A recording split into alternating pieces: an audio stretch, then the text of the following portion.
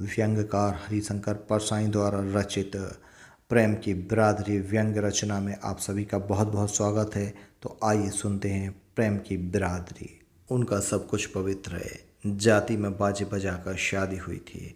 पत्नी ने 7 जन्मों में किसी दूसरे पुरुष को नहीं देखा। उन्होंने अपने लड़के लड़की की शादी सदा मंडप में की। लड़की के लिए दहेज दिया और लड़के के लिए लिया। एक लड़का खुद पसंद किया और उसे लड़की का पति बना दिया। एक लड़की खुद पसंद की और उसे लड़के की पत्नी बना दिया।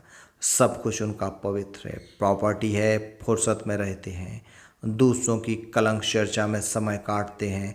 जो समय फिर भी बच जाता है उसे मूछ के सफ़ेद बाल उखाड़ते हैं और बर्तन बेचने वाली की राह देखते हैं। पवित्रता का मुँह दूसरों की अपवित्रता के गंदे पानी से धुलने पर ही उजाला होता है। वे हमेशा दूसरों की अपवित्रता का पानी लोटे में ही लिए रहते हैं। मिलते ही अपवित्रता का मुँह धोकर उसे उजला कर देते हैं। वे पिछले दिनों 2 लड़कियों के भागने, 3 स्त्रियों के गर्भपात, 4 की गैर बिरादरी में शादी और 2 पतिव्रताओं के प्रणय प्रसंग बता चुके हैं। अभी उस दिन दांत खोदते आए। भोजन के बाद कलंक चर्चा का चूर्ण फाँकना जरूरी होता है, हाजमा अच्छा होता है। उन्होंने चूर्ण फाँकना शुरू कर दिया। आपने सुना, अमुक साहब की लड़की अमुक लड़के के साथ भाग गई और दोनों ने इलाहाबाद में शादी कर ली। कैसे बुरा जमाना आ गया है। मैं जानता हूँ कि वे बुरा जमाना आने से दुखी नहीं, सुखी हैं। जितना बुरा जमाना आएगा वे उतने ही सुखी होंगे। तब वे यह महसूस करें कि और कहकर गर्व अनुभव करेंगे कि इतने बुरे ज़माने में भी हम अच्छे के अच्छे हैं। कुछ लोग बड़े चतुर होते हैं। वे सामूहिक पतन में से निजी गौरव का मुद्दा निकाल लेते हैं और अपने पतन को समूह का पतन कहकर बरी हो जाते हैं। मैंने अपनी दुष्ट आदत के मुताबिक कहा, इसमें परेशान होने की क्या बात है। अपने देश में अच्छी शादियां लड़की भगा कर ही हुई हैं। कृष्ण ने रुक्मणी का हरण किया था और अर्जुन ने कृष्ण की बहन सुभद्रा का। इसमें कृष्ण की रजामंदी थी। भाई अगर कोऑपरेट करे तो लड़की भगाने में आसानी होती है। वे नहीं जानते थे कि मैं पुराण उनके मुंह पर मारूंगा। संभल कर बोले, भगवान कृष्ण की बात अलग है। मैंने कहा, हाँ अलग तो है।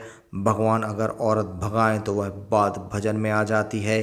साधारण आदमी ऐसा करे तो यह काम अनैतिक हो जाता है। जिस लड़की की आप चर्चा कर रहे हैं वह अपनी मर्जी से घर से निकल गई और मर्जी से शादी कर ली। इसमें क्या हो गया। अब वे कहने लगे, आप हमेशा उल्टी बातें करते हैं। रीति नीति परंपरा विश्वास क्या कुछ नहीं है। आप जानते हैं लड़का लड़की अलग जाति के हैं। मैंने पूछा, मनुष्य जाति के तो हैं ना।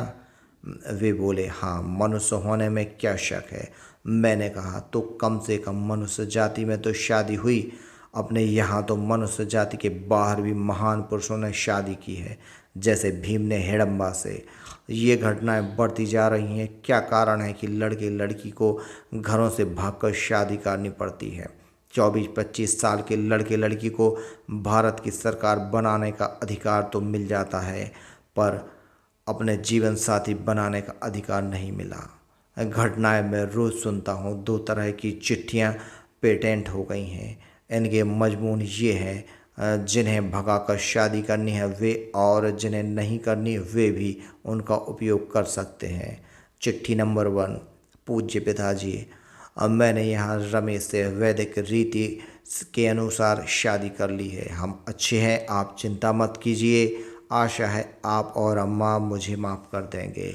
आपकी बेटी। चिट्ठी नंबर 2, प्रिय रमेश, मैं अपने माता पिता की इच्छा के विरुद्ध नहीं जा सकती। तुम मुझे माफ़ कर देना। तुम जाकर शादी कर लेना और सुखी रहना। तुम दुखी रहोगे तो मुझे जीवन में सुख नहीं मिलेगा। हृदय से तो मैं तुम्हारी हूँ। 4-5 साल बाद आओगे तो पप्पू के से कहूँगी, बेटा मामा जी को नमस्ते करो, तुम्हारी। इसके बाद एक मज़ेदार क्रम चालू होता है। माँ बाप कहते हैं, यह हमारे लिए मर चुकी है, अब हम उसका मुँह नहीं देखेंगे। फिर कुछ महीनों बाद मैं उनके यहाँ जाता हूँ तो वही लड़की चाय लेकर आती है। मैं उनसे पूछता हूँ, यह तो आपके लिए मर चुकी थी। वे जवाब देते हैं, आखिर लड़की ही है। और मैं सोचता रह जाता हूँ कि जो आखिर में लड़की है वह शुरू में लड़की क्यों नहीं थी। माता पिता की भावना को मैं जानता हूँ। विश्वास और परंपरा के टूटने के में बड़ा दर्द होता है। जब शेरपा तेनसेन गौरी शंकर की चोटी पर होकर आया था, तब उससे किसी ने पूछा कि क्या वहाँ शंकर भगवान है, तो उसने कहा था कि नहीं है। एक सज्जन बड़े दर्द से मुझसे बोले, तेनसे को ऐसा नहीं करना चाहिए था। मैंने कहा, वहाँ शंकर भगवान उसे नहीं दिखे तो उसने कह दिया कि नहीं है। वे बोले, फिर भी उसे ऐसा नहीं करना चाहिए था। मैंने कहा, जब है ही नहीं तो। वे बोले, फिर भी उसे नहीं करना चाहिए था। मैंने उनसे पूछा, क्या आप मानते हैं कि वहाँ शंकर जी हैं? उन्होंने कहा, यह हम भी जानते हैं कि वहाँ शंकर जी नहीं हैं, पर एक विश्वास हृदय में लिए हैं कि शंकर जी हैं। वे औगरदानी हैं। कभी कोई संकट हम पर आएगा तो वे आकर हमें उबार लेंगे। झूठे विश्वास का भी बड़ा बल होता है, उसके टूटने का भी सुख नहीं दुख होता है। एक सज्जन की लड़की दूसरी जाति के लड़के से शादी करना चाहती थी। यह माँ बाप का जाति प्रथा की शाश्वतता में विश्वास आड़े आ गया। लड़का अच्छी ऊंची नौकरी पर था, परंतु लड़की के माता पिता ने उसकी शादी अपनी ही जाति के एक लड़के से कर दी, जो कम तो कमाता ही था, अपनी पत्नी को पीटता भी था। एक दिन मैंने उन सज्जन से कहा कि सुना है लड़की बड़ी तकलीफ़ में है, वह उसे पीटता है।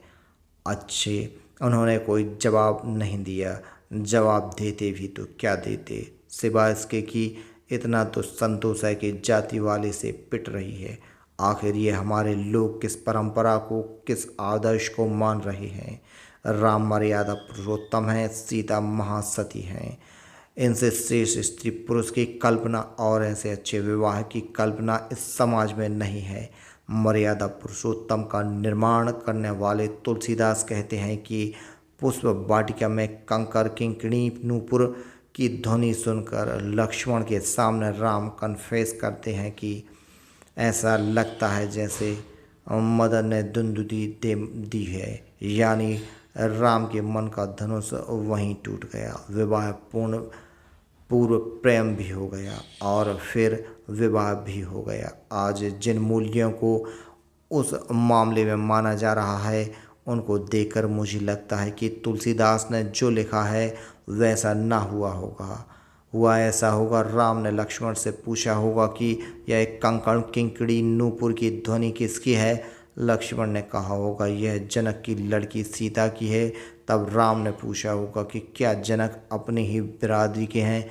लक्ष्मण ने कहा होगा हाँ, राजा जी के हैं, अपनी ही बिरादरी के हैं। राम ने कहा होगा तभी तो मेरा मन डोल उठा, दूसरी बिरादरी की होते तो मेरा मन पर कोई असर नहीं होता। इन लड़कियों से क्या कहा जाए, यही ना कि प्रेम की जाति होती है। एक हिंदू प्रेम, एक मुसलमान प्रेम, एक ब्राह्मण प्रेम, एक ठाकुर प्रेम, एक अग्रवाल प्रेम। एक कोई जावेद आलम किसी जयंती से शादी कर लेता है तो सारे देश में लोग हल्ला कर देते हैं और दंगा भी करवा सकते हैं। ऐसे सब को देखते हुए आगे चलकर तरुण तरुणी के प्रेम का दृश्य ऐसा होगा कि तरुण तरुणी मिलते हैं और यह वार्तालाप होता है। तरुण, क्या आप ब्राह्मण हैं? और ब्राह्मण हैं तो किस प्रकार की ब्राह्मण हैं? तरुणी, क्यों, क्या बात है? तरुण, कुछ नहीं, जरा आपसे प्रेम करने का इरादा है। तरुणी, मैं तो खत्री हूँ। तरुण, तो फिर मेरा आपसे प्रेम नहीं हो सकता क्योंकि मैं ब्राह्मण हूँ। लोग कहते हैं कि आखिर स्थायी मूल और शाश्वत परंपरा भी तो कोई चीज़ है। सही है, पर मूर्ता के सिवाय कोई भी मान्यता शाश्वत नहीं है। मूर्ता अमर है, वह बार बार मरकर फिर जीवित हो जाती है। उधर मैं लड़की से पूछता हूँ कि वेद तो यहाँ भी है और यहाँ भी वैदिक रीति है, फिर तुम लोगों ने यहीं क्यों नहीं शादी कर ली, भागकर दूसरी जगह क्यों गए? वे कहते हैं यहाँ माता पिता बाधा डालते हैं। मैं समझ गया, क्रांति ये तरुण जरूर करेंगे, पर यथास्थिति की नज़र बनाकर। वे सज्जन जो मुझे खबर दे गए थे कह रहे थे कि आखिर हम बुजुर्गों के जीवन भर के अनुभव का भी तो कोई महत्व है। मैंने कहा अनुभव का महत्व है, पर अनुभव से ज़्यादा उसका महत्व है कि किसी ने अनुभव से क्या सीखा। अगर किसी ने 50-60 साल के अनुभव से सिर्फ यह सीखा कि सबसे दबना चाहिए, तो अनुभव की इस निष्कर्ष की कीमत में शक हो सकता है। किसी दूसरे ने इतने ही सालों के अनुभव में शायद यह सीखा हो कि किसी से नहीं डरना चाहिए। आप तो 50-60 साल की बात करते हैं, केंचुए ने अपने लाखों सालों के अनुभव से कुल यह सीखा है कि रीढ़ की हड्डी नहीं होनी चाहिए।